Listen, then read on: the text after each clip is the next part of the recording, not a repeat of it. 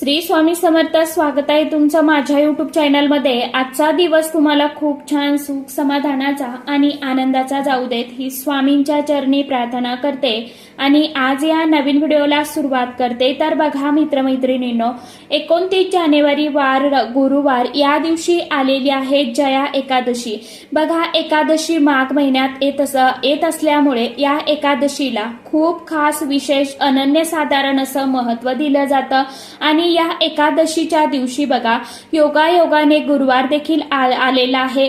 याला आणखीनच याचं महत्व जे आहे तर ते आणखीनच वाढलेलं आहे. म्हणूनच या अतिशय शुभ आणि महत्वाच्या दिवशी म्हणजेच एकादशीच्या दिवशी आपण व्रत नाही केलं तरी चालेल किंवा उपवास नाही केला तरी पण चालेल. फक्त आपल्याला एक वस्तू जी आहे तर ती तुळशीजवळ ठेवायची आहे. बघा, सकाळी तुळशीचं फक्त आपण एक पान आपल्याला एका ठिकाणी ठेवायचं आहे. यामुळे काय होईल तर एका रात्रीत आपलं नशीब बदलून आपल्या आयुष्याचं सोनं झाल्याशिवाय राहणार नाही. तुमच्या मनामध्ये कितीही कठीणातील कठीण इच्छा असेल तर ती पूर्ण होईल. प्रत्येक इच्छा, आकांक्षा, मनोकामना ह्या आपल्या पूर्ण होतील, मदत होईल. असा हा अतिशय अत्यंत प्रभावशाली उपाय आपल्याला जया एकादशीच्या दिवशी करायचा आहे. आता हा उपाय कशा पद्धतीने करायचा आहे, कोणत्या वेळेमध्ये करायचा आहे याविषयीची संपूर्ण माहिती आजच्या या नवीन व्हिडिओमध्ये मी तुमच्या बरोबर शेअर करणार आहे. त्यामुळे तुम्ही हा व्हिडिओ स्किप न करता शेवटपर्यंत नक्की बघा. चॅनलवरती तुम्ही जर हा व्हिडिओ पहिल्यांदा बघत असाल तर चॅनलला आवर्जून सबस्क्राईब करा आणि असेच नवनवीन माहितीपूर्ण व्हिडिओ बघण्यासाठी समोरील बेल आयकॉनलाही प्रेस करा. त्यामुळे काय होईल, जेव्हा कधी मी नवीन व्हिडिओ अपलोड करेल तर सर्वात अगोदर त्याचं नोटिफिकेशन तुम्हाला मिळेल आणि तुम्ही एकही व्हिडिओ मिस करणार नाही. तर बघा मित्रमैत्रिणींनो, गुरुवारी जया एकादशीच्या दिवशी आपल्याला हा उपाय करायचा आहे. आपल्या घरामध्ये सतत गरिबी येत असेल, दारिद्र्य येत असेल, आपल्याला कोणत्याच कामामध्ये पाहिजे तसं यश मिळत नसेल किंवा आपल्या घरामध्ये आलेली लक्ष्मी स्थिर स्वरूपात राहत नसेल, आपण खूप कष्ट मेहनत करतोय तरी देखील आपल्याला आपल्या कष्टाचं मेहनतीचं फळ जे आहे तर ते मिळत नसेल, आपल्या घरामध्ये सतत वादविवाद भांडणे होत असतील, तर या सर्व अडचणी दूर करण्यासाठी आपण हा जो उपाय आहे तर तो करू शकता. त्याचप्रमाणे आपल्या मनामध्ये खूप भरपूर दिवसांपासून एखादी इच्छा असेल, ती काही केल्याने पूर्ण होत नसेल, ती इच्छा मनोकामना पूर्ण करण्यासाठी सुद्धा आपण हा जो उपाय आहे तर तो करू शकता. यामुळे आपलं आयुष्य जे आहे तर ते बदलून जाईल. आपल्याला आपल्या नशिबाची साथ जी आहे तर ती मिळेल. असा हा उपाय जो आहे तर तो आपल्याला गुरुवारी जया एकादशीच्या दिवशी आवर्जून करायचा आहे. बघा, माघ महिन्यामध्ये शुक्ल पक्षामध्ये जी एकादशी तिथी येते तर तिला खूप विशेष अनन्यसाधारण असं महत्व दिलं जातं. गुरुवार आहे, या दिवशी एकादशी आलेली आहे. या दिवशी बघा आपल्याला सकाळी लवकर उठायचं आहे, स्वच्छ स्नान करायचं आहे. स्वच्छ स्नान केल्यानंतर आपल्याला आपली रोजची जी काय नित्य देवपूजा असेल ती करून घ्यायची आहे आणि या अगोदर आपल्याला आपलं घर जे आहे तर ते स्वच्छ करून घ्यायचं आहे. आपला मेन दरवाजा जो आहे तर तो स्वच्छ पुसून घ्यायचा. उंबरठ्यावरती आपल्याला हळदीचं पाणी टाकून उंबरठा स्वच्छ पुसून घ्यायचा. उंबरठ्यावरती आपल्याला हळदीचं लेपन करायचं. त्यानंतर आपल्याला उंबरठ्यावरती कुंकू अक्षदा अर्पण करायच्या आणि धूप दीप लावून आपल्याला उंबरठ्याचं पूजन करून घ्यायचं. यानंतर एक लोटा भरून पाणी आपल्याला घ्यायचं आहे. मुख्य दरवाजाच्या बाहेर उंबरठ्याच्या बाहेर हे आपल्याला सर्व करून झाल्यानंतर आपली रोजची नित्य देवपूजा करून घ्यायची. आपली नित्य जी देवपूजा आहे तर ती आपण सकाळी करतो, पण त्या वेळेमध्ये आपल्याला देवपूजा करून घ्यायची आणि नंतर हा जो उपाय आहे तर तो करायचा आहे. सुरुवातीला आपल्याला देवघरामध्ये बघा गणपती बाप्पांची मूर्ती असते, पांडुरंगाची मूर्ती असते किंवा बाळकृष्णांची मूर्ती असेल. तुमच्याकडे जर भगवान श्रीहरी विष्णुदेव आणि माता लक्ष्मीची मूर्ती असेल तर त्या मूर्तीवरती तुम्हाला अभिषेक करायचा आहे. अभिषेक हा कच्च्या दुधाने करा, पंचामृताने करा किंवा शुद्ध पाण्याने करा, केला तरी देखील चालणार आहे. अभिषेक करून झाल्यानंतर आपल्याला त्यांचं विधिवत पूजन सेवा जी आहे तर ती करून घ्यायची. शक्य असेल तर अत्तर जे आहे सुगंधी तर ते मूर्तीला फोटोला आपल्याला अत्तर लावायचं. यानंतर पिवळं चंदन लावायचं, हळदी कुंकू अक्षदा आपल्याला अर्पण करायच्या, पिवळ्या रंगाची फुलं अर्पण करायची, पिवळ्या रंगाची मिठाईचा नैवेद्य आवर्जून अर्पण करायचा। त्यानंतर एक तुळशी पत्र सुद्धा भगवान श्री हरी विष्णू देवांना अर्पण करायचं, मंजिरी अर्पण करायची। फक्त आपल्याला याच्या दिवशी एकादशीच्या दिवशी तुळशी पत्र किंवा मंजिरी जी आहे तर ती तोडली जात नाही, म्हणून आपल्याला अगोदरच्या दिवशी तुळशी पत्र मंजिरी जी काय गुरुवारी लागणार आहे तर ती बुधवारलाच आपल्याला तोडून ठेवायची आहे, कारण की तुळस जी आहे तर ती कधीही शिळी होत नाही, म्हणून आपल्याला अगोदरच्या दिवशी तुळशीपत्र मंजिरी तोडून ठेवायची आहे। कारण की तुळस ही भगवान श्रीकृष्णांना आणि भगवान श्री हरी विष्णू देवांना अतिशय अत्यंत प्रिय आहे, म्हणूनच तुळशी मातेला हरिप्रिया या नावाने सुद्धा ओळखलं जातं। बघा, ज्या घरामध्ये नेहमी तुळशीची सेवा होते, पूजा होते, त्या घरामध्ये माता लक्ष्मी अखंड वास करत असते। ज्या घरामध्ये भगवान विष्णू देवांची सेवा होते त्या घरामध्ये माता लक्ष्मीचा अखंड कृपा आशीर्वाद असतो। भगवान श्री हरी विष्णू देवांची सेवा माता लक्ष्मीला अतिशय अत्यंत खूप प्रिय आहे आणि म्हणूनच हा दुहेरी योग या दिवशी जुळून आलेला आहे। या दिवशी योगायोगाने गुरुवार आहे, गुरुवार माता लक्ष्मी आणि भगवान श्री हरी विष्णू देव यांना समर्पित असतो। त्याचबरोबर गुरुवार हा बृहस्पतिवार म्हणून ओळखला जातो आणि या एकादशी तिथी सुद्धा भगवान श्री हरी विष्णू देवांना समर्पित असते। त्यासोबतच बघा, आपल्याला एक स्वच्छ पाण्याचा लोटा भरून घ्यायचा आहे, त्यामध्ये हळदी कुंकू अक्षदा घ्यायच्या आहे। नित्य देवपूजा करून झाल्यानंतर आपल्याला तुळशी मातेला एक लोटा भरून पाणी अर्पण करायचं आहे। त्यासोबतच आपल्याला उपाय करण्यासाठी तुळशीची 108 पानं जी आहे तर ती लागणार आहे। एकादशीच्या दिवशी तुळशीची पानं जी आहे तर ती तोडू नका, अगोदरच्या दिवशी तोडून ठेवा आणि नंतर तुम्ही गुरुवारी उपाय सेवा करण्यासाठी किंवा देवांना अर्पण करण्यासाठी ती पानं वापरू शकता। यानंतर आता हा जो उपाय आहे तर तो संपूर्ण दिवसभरामध्ये बघा आपण कधीही करू शकता, ज्यावेळी तुम्हाला शक्य होईल, वेळ मिळेल त्या वेळेमध्ये करायचं आहे। आपल्याला 108 पान लागणार आहे। अखंड असावीत पानं, तुटलेली फाटलेली घेऊ नका, देठासहित तोडून ठेवा।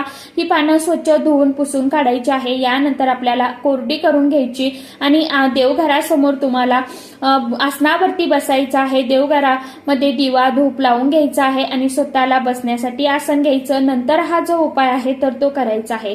तुळशी जवळ देखील आपल्याला शुद्ध गाईच्या तुपाचा दिवा लावायचा आहे किंवा तेलाचा दिवा लावा। त्यासोबतच धूप अगरबत्ती लावायची। तुळशी मातेचं विधिवत पूजन करून घ्यायचं, नमस्कार करायचा। तुमच्या मनामध्ये जी पण इच्छा आहे तर ती तुम्हाला माता तुळशीला सांगायची आहे, ती पूर्ण करण्यासाठी माता लक्ष्मीकडे प्रार्थना करायची आहे। तुळशी मातेला तुम्हाला 11 प्रदक्षिणा करायच्या आहे। प्रदक्षिणा करत असताना ओम नमो भगवते वासुदेवाय नमः या मंत्राचा जप करायचा आहे। नंतर तुम्हाला हा उपाय करायचा आहे। बघा, देवघरासमोर बसल्यानंतर आपल्याला काय करायचं आहे, जी आपण 108 पानं घेतलेली आहे तुळशीची, तर ज्यांना कोणाला या दिवशी 108 पानं घेणं शक्य नाहीये तर मग त्यांनी एक पान जरी घेतलं ना तरी देखील चालणार आहे। यानंतर देवघरासमोर आपण बसलेलो आहोत तर या उपायासाठी बघा आपल्याला 108 पानामधील एक पान जे आहे तर ते आपल्या उजव्या हातामध्ये घ्यायचं आणि जी विष्णू सहस्र नामावली आहे तर ते आपल्याला त्यातील पहिलं भगवान श्री हरी विष्णू देवांचं एक नाव घ्यायचं आहे आणि हे पान जे आहे तर आपल्याला भगवान श्री हरी विष्णू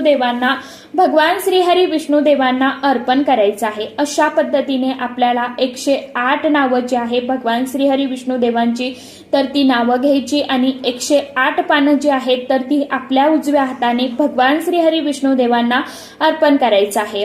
आणि प्रत्येक वेळेस या विष्णू सहस्र नामावली मधलं एक नाव आपल्याला घेत राहायचं। त्यानंतर 108 वेळा आपल्याला ओम नमो भगवते वासुदेवाय नमः या मंत्राचा तिथे बसून जप करायचा। एक वेळा व्यंकटेश स्तोत्रम पठण करायचं, एक वेळा श्री सुक्तम पठण करायचं। ज्यांना कुणाला एक पान घेतलं आहे आणि त्यांनी बघा हे पान उजव्या हातामध्ये घ्यायचं आणि 108 वेळा जे विष्णू सहस्र नामावली मधील आपण जी काय नावं घेत आहोत भगवान विष्णू देवांची एक एक करून घ्यायचं आणि 108 नावं घेऊन झाल्यानंतर आपल्याला हे एक तुळशी पत्र जे आहे, ज्यांच्याकडे एकच आहे त्यांच्यासाठी सांगत आहे, तर पूर्ण नावं होईपर्यंत आपल्याला ते तुळशी पत्र आपल्या उजव्या हातामध्ये ठेवायचं आहे आणि ज्यावेळी आपलं शेवटचं म्हणजे 108 नावं जे आपण घेणार आहोत त्यातलं शेवटचं नाव आपण म्हणणार आहोत, त्यावेळी ते म्हणून झाल्यानंतर तुम्हाला ते भगवान श्रीहरी विष्णुदेवांना अर्पण करायचं आहे।